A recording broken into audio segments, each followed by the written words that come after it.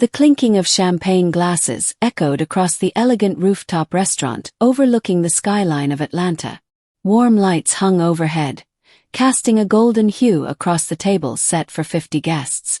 It was supposed to be a celebration, Logan's college graduation. A night of pride, laughter, and reflection.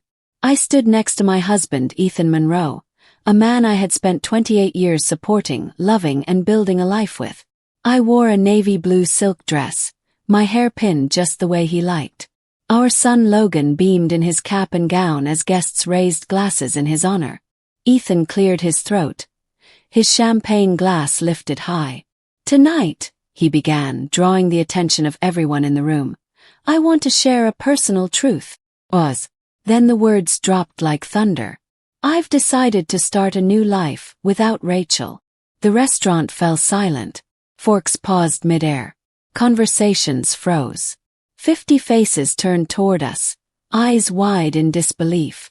Logan's smile vanished, his expression collapsing into confusion and embarrassment. My heart should have shattered, but it didn't. Not because I was numb, but because I had been expecting this moment for weeks. I turned to face Ethan, a man who looked so proud of his announcement, as though he were unveiling a product launch, not detonating our marriage. Smiled. Calm, unnerving smile. "Congratulations on your honesty," I said softly. "I am Rachel Monroe. I am 54 years old. And up until that moment, I had played the role of devoted wife and mother with precision. I had set aside my own dreams, opening my own financial consultancy, to support Ethan through every failed business, every restless reinvention. I had raised our son almost single-handedly while Ethan searched for purpose through hobbies, startups, and ego. Out of the corner of my eye, I noticed her. Kara Blake. She was seated at the far end of the room, her blonde hair tucked behind her ear, trying desperately to look small and invisible. She had attended our holiday dinners, called me for career advice, laughed with my friends at barbecues. And apparently, she had also been sleeping with my husband for over a year. With calm precision, I reached into my purse and pulled out a sealed cream-colored envelope. I placed it beside Ethan's dessert plate and smoothed the front of my dress. "What's this?" he asked, his voice laced with hesitation for the first time all night. "Something for later," I replied. Then I turned to Logan. He sat frozen, unsure whether to stand, speak, or vanish into the tablecloth. I leaned down, kissed his cheek, and whispered, "I am so proud of you, sweetheart. This night is still yours." Without another word, I straightened my shoulders, faced the stunned guests, and spoke clearly. "Please enjoy your evening. I wish you all a lovely night." And with that, I turned and walked out of the restaurant. The heavy doors swung behind me with finality, cutting off the rising buzz of whispers. Outside, the Georgia summer heat pressed against my skin like a furnace, but I welcomed it. For the first time in years, I felt the weight lift from my chest. The air was thick, but it was mine to breathe. Then, just as I reached the valet stand, I heard the restaurant doors burst open. "Rachel!" Ethan's voice rang out, no longer steady but frantic. "Rachel, what the hell is this?" I didn't turn around. I didn't need to. He had just opened the envelope. And inside wasn't just paper. It was the first domino. The beginning of the storm he never saw coming. I drove home with the windows down, letting the humid air wash over me like a baptism. The city lights blurred as I made my way through familiar streets, past tree-lined boulevards and red brick homes that whispered of simpler times. Our house stood quietly in the historic district, its white shutters and wraparound porch glowing under the porch light. From the outside nothing had changed. Inside everything had. I entered with measured steps. The air conditioner hummed, the scent of vanilla candles lingering faintly in the hallway. I passed the photos on the wall, our wedding, Logan's first steps, a vacation in Maine. They watched me like ghosts. I went upstairs and opened our bedroom closet. Tucked behind my section of clothes were 2 large suitcases, Ethan's, already packed and zipped. I stared at them for a moment, almost laughing at the precision. Of course he was ready to leave the next day. Ethan was always meticulous about appearances and timing. He had planned this as his big exit. He just hadn't counted on me beating him to it. My phone buzzed on the nightstand, messages rolling in like a wave. Friends confused and shocked. Logan silent. Vanessa, Ethan's sister, who had flown in for the graduation, was asking if I was all right. I replied to only one message. Asterisk to Logan asterisk, I'm okay. This isn't your burden to carry. Enjoy tonight. We'll talk soon. I love you. I had shielded my son from the cracks in our marriage. Not out of fear, but out of respect for his final year in college. He had studied hard, worked 2 jobs, and earned every accolade. I wasn't going to let Ethan's selfishness steal that. I had waited long enough. I could wait a few more hours. I moved to the living room and opened my laptop.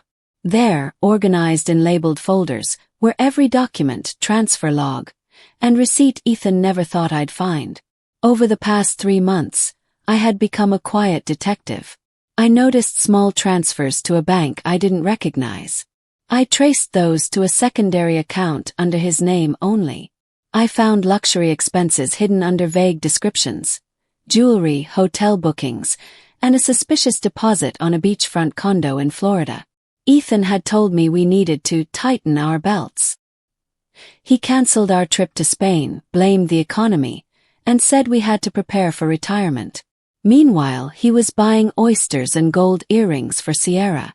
But the most foolish thing he did was forget who handled the money. I had worked as a finance manager at Belgrove Consulting for 20 years.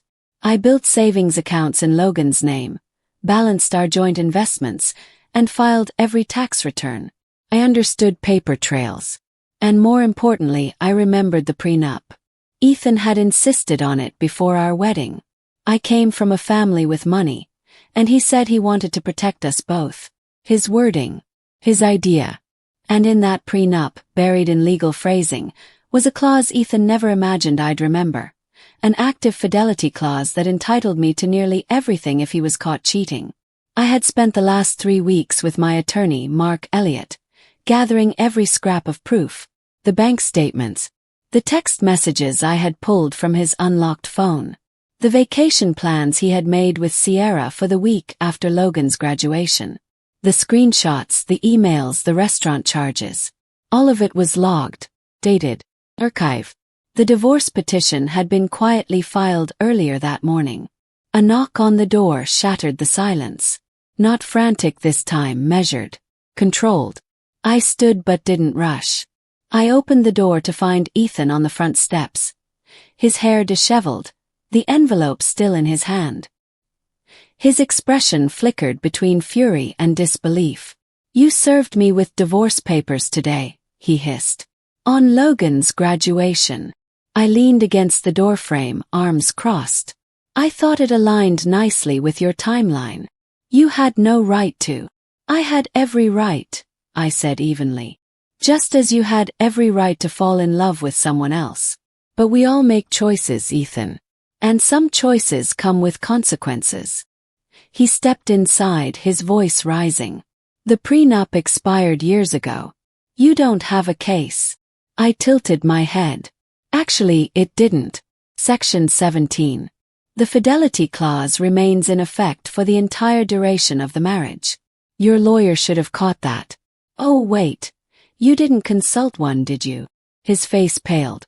I could see the gears turning, panic creeping in behind his smug exterior. He stepped toward me. "You recorded our conversations. You've been spying on me." "In Georgia, I only need one party's consent," I said, tapping my phone on the coffee table. "I didn't record anything private. Only the parts where you discussed defrauding your wife." Ethan sank onto the couch, his hands shaking. The weight of his unraveling plan was sinking in. And it was just the beginning. The next morning, sunlight streamed through the kitchen windows, casting soft golden streaks across the tile floor.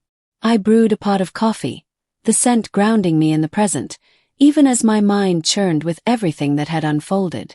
Outside, the garden Ethan once promised to help maintain lay untouched, the weeds climbing where roses once bloomed. That was always his way. Grand gestures forgotten soon after. My phone buzzed with a message from Mark Elliott, my attorney. The emergency motion had been approved.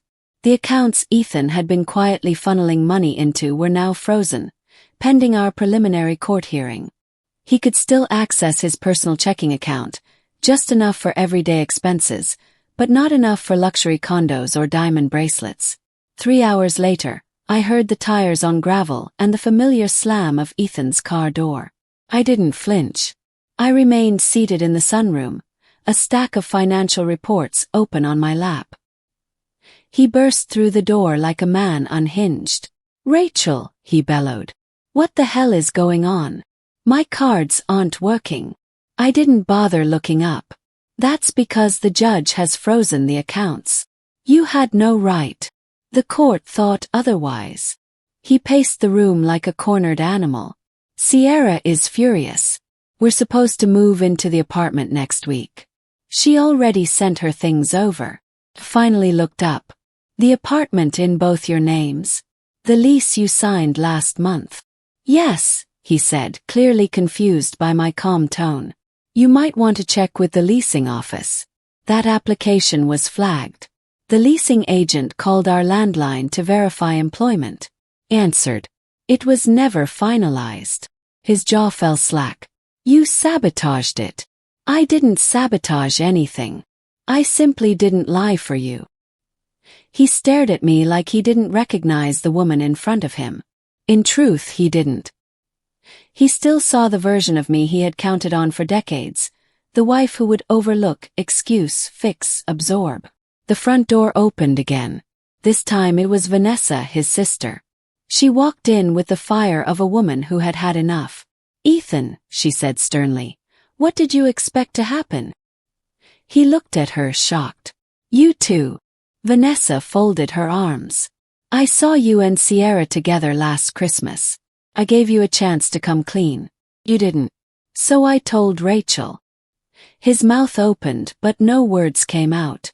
For once he was speechless. Then the doorbell rang. A heartbeat later I heard Logan's voice. "Mom!" I rushed to the door. There he stood, my son, still in his graduation shirt and slacks, his eyes red-rimmed. He stepped in quickly and hugged me tightly, like he used to when he scraped his knee as a child. "Why didn't you tell me?" he whispered. I held him for a long moment. "Because you deserved to enjoy your graduation. I wasn't going to let your father ruin that for you." He pulled back. "Well, he ruined it anyway." We moved to the living room. Vanessa poured us each a glass of water while Ethan hovered in the hallway like a child caught lying. Logan sat across from me. "I want to know everything." So I told him. About the bank transfers, text, prenup, the beachfront condo, how long I had known, why I waited. And as I spoke, Logan's face changed, not just with shock but with something harder, something more mature, anger laced with resolve. "I've been working 2 jobs, he said, his voice flat, because Dad told us we couldn't afford my textbooks." Ethan stepped forward. "Logan, that's not." "That's exactly what it is," Logan snapped. "You were stealing from our family to impress a woman half your age while I was pulling double shifts." Sierra's name had not come up until now, but as if summoned by mention, her voice suddenly called from outside the front door. "Ethan." The room stilled. Logan's fists clenched. Vanessa raised an eyebrow. Sierra entered, her expression uneasy. She wasn't dressed to impress this time. No stilettos or sparkling jewelry. Just jeans and a cardigan. "We need to talk," she said quietly to Ethan. He gestured weakly. "Come in." "Rachel's made everything worse than I thought." Sierra looked at him, then at the rest of us. "Actually, we should talk privately." "Anything you want to say to him," I said, not rising from my seat. "You can say here." Sierra hesitated. "I just found out the property he promised me was never actually purchased. The deposit didn't go through. The condo is off the market. And apparently, he's been lying to me too." Vanessa smirked. "Surprised." He's consistent if nothing else. Logan stood up. You both should leave. Sierra turned to go without protest. Ethan lingered. Logan, don't let her twist this. Logan didn't flinch. You did that all on your own. Ethan paused, shoulders hunched. This isn't over, Rachel. I looked him in the eye. Yes, Ethan. It is. As they left, Vanessa exhaled long and deep. He's unraveling faster than I thought. I sat down next to my son. His hands were shaking. Mine weren't. For the first time in decades, they weren't. The rain tapped steadily against the courthouse windows as I stepped inside, my heels echoing on the polished floor. It was a Tuesday morning, gray and cold, as if the weather itself had read the docket. Vanessa walked beside me, calm but protective. Mark Elliott, my attorney, carried a black folder tucked under his arm with quiet confidence. Across the hall, I spotted Ethan pacing like a man awaiting execution. Beside him stood a young lawyer in a wrinkled suit, an associate, clearly unprepared for what was coming. We were called into a modest courtroom, nothing like the dramatic ones from television. The judge, a stern woman in her 60s with wire-frame glasses and a silver bun, sat behind the bench. Her eyes scanned the room like a hawk sizing up its prey. She didn't smile. I liked her immediately. She opened the session briskly and requested clarification on the prenuptial agreement. Mark handed over a clean copy. Your Honor, this agreement was signed 28 years ago. My client's husband insisted upon it at the time. It includes a clause that stipulates in the event of infidelity, the offending party forfeits claims to shared assets beyond personal property. Ethan's lawyer cleared his throat nervously. Your Honor, we believe the agreement has expired due to the duration of the marriage. The judge adjusted her glasses and read from the document. Section 21. This agreement shall remain valid for the full term of the marriage, and through any proceedings related to its dissolution. She looked up. There is no expiration clause. Ethan leaned forward to whisper frantically into his lawyer's ear. His attorney's expression didn't change, but I saw the slight slump in his shoulders. He knew. They had come into this hearing woefully unprepared. The judge continued. Further evidence indicates Mr. Monroe violated financial disclosure requirements as stated in Section 23. She flipped through the pages, then stopped. Based on this, I will maintain the freeze on all joint accounts pending full discovery. Mr. Monroe's personal account will remain available to him for standard living expenses. The family home shall remain under Mrs. Monroe's residence, as protected under the fidelity clause. Ethan's face turned a dangerous shade of red. This is outrageous, he muttered under his breath, just loud enough for the room to hear. The judge's gaze snapped to him. Mr. Monroe, I suggest you review the document you signed more carefully. This court will reconvene in 30 days for a full hearing. With that, the gavel struck, and it was over for now. As we exited the courtroom, Ethan hurried after me. Rachel, wait, he called. I stopped but didn't turn. You're going to throw away 28 years. Faced him. You did that. I'm just cleaning up the mess. His voice softened. Can't we talk? You know me. I studied his face. That's the problem. I do. He hesitated. I made a mistake. No, I said quietly. You made a plan. A mistake is an accident. This was deliberate, systematic, cruel. Ethan stepped back as if the words struck him physically. He looked thinner than I remembered. Maybe it was the lighting. Maybe it was the guilt finally showing on his face. I hope you find what you're looking for, I said. He nodded once slowly. I hope you do too. But I already had. By the time we returned to Vanessa's house, the sky had cleared. Sunlight slipped between the blinds and warmed the kitchen. Vanessa poured tea while I checked my phone. More messages.